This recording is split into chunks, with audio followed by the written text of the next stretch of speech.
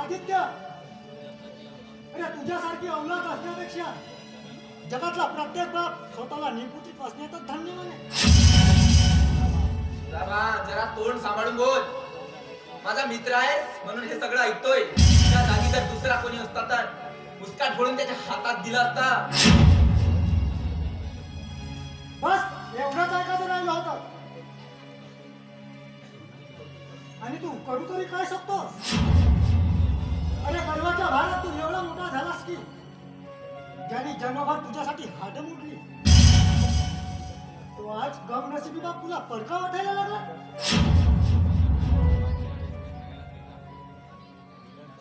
अरे निदान बांधलेल्या रेशमी धाग्याला तरी जा. ए सुदामा, ह्या शहाणपणाच्या गोष्टीनं पुन्हा दुसऱ्याला जाऊन सांगायचं, अजिबात सांगायचं नाही, कळलं का? आणि काय रे, कोणते शहाणपणाचे डोस आम्हाला पाजून राहिलेस तू? काय करायचं काय नाही ते आम्हाला चांगल्याने ठाऊक आहे. म्हणून तुझं हे शहाणपणा कुठं दुसरीकडे वाट, आमच्याकडे नको. आणि काय रे, हे बहीण भावाचं नातं जोडू का तू त्याला भुरकवून देण्याचा प्रयत्न करतायस? की तो त्याच्या बहिणीकडे परत गेला पाहिजे म्हणून? आणि तुझे जे कुकर्म आहेत ते आम्ही आमच्या डोक्यावरती घ्यावं? मस्त गावंढळ कुठला नालायक. होय, आहे मी गावंढळ. पण नात्यांना जपण्यासाठी स्वतःचं सर्वस्व अर्पण करण्याची सवय माझ्या रक्तात आहे. आधी अरे तुझ्या शिक्षणात पैशाची कमी पडू नये म्हणून स्वतःला कर्जात ओढून घेतलं. त्यांना वाटत होतं आधी मोठा होईल आणि आम्हाला गरिबीतून वर काढेल. तू तर त्यांना दुःखाच्या दरी ढकलून मोकळा झाला. सुदामा, त्याच्यावर दुःख मी नाही तर त्यांनी स्वतःहून ओढवून घेतलं. स्वतः पाप करायचं आणि त्याचं दुःख कुणाला दुसऱ्याला द्यायचं. आधी अरे हा माणूस किती बोलतोय हा? अगाऊ नाही बोलत आहे का? असं नाही वाटत तुला? आणि हे बघ सुदामा, तुला एक सांगते, तुला जर त्यांची एवढीच काळजी आहे ना, मग तू त्यांना स्वतःच्या घरी का घेऊन जात नाही का?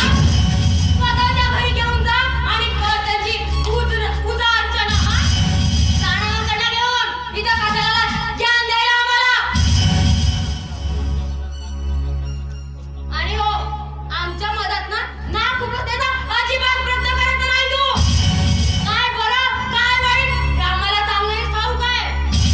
पण आहे ना, इथून जा, ते चांगलं आहे तुझ्यासाठी. का करू नको वहिनी? तुम्हाला माहिती नाही या आधीसाठी त्यांनी किती कष्ट सोसले. पण आज त्यांच्यावर अशी वेळ आली की ते बिचारे असे वन वन फिरत आहेत. आणि तुम्ही तर सुखाचे घास नसता. मग तू काय आमचे घास मोजायला निघाले? ते आम्ही किती घास तुकाचे खातो आणि किती नाही म्हणून? एवढा तुझा प्रेम जडलाय ना त्यांच्यावरती, तर मग हेच होतं त्यांना आपल्या घरी. का मला ज्ञान देतोय? जा ना नीट. बस सुदामा, तुझी मर्यादा संपली. तू माझ्या सहनशीलतेची परीक्षा घेऊ नकोस. नाहीतर नाहीतर काय करशील तू? आधी अरे तुझ्यापेक्षा रस्त्यावरची कुत्री परवडली. कारण संकटात स्वतःचा साथ कधीच सोडत नाही. तुम्हावर अशी वेळ आली असती तर तुमच्या स्वतःच्या मुलाने तुम्हाला ठोकरलं असतं तर तुम्हालाही कळल्या असत्या त्यांच्या वेदना. मित्रा, अरे तू तरी समजून घे रे त्यांच्या वेदना. अरे राखीच्या दिवसासाठी ती बहीण तुला राखी बांधण्यासाठी सोडत होती रे. मी तिला घेऊन आलो. जा, अरे जा, जवळ घे त्यांना, जवळ घे.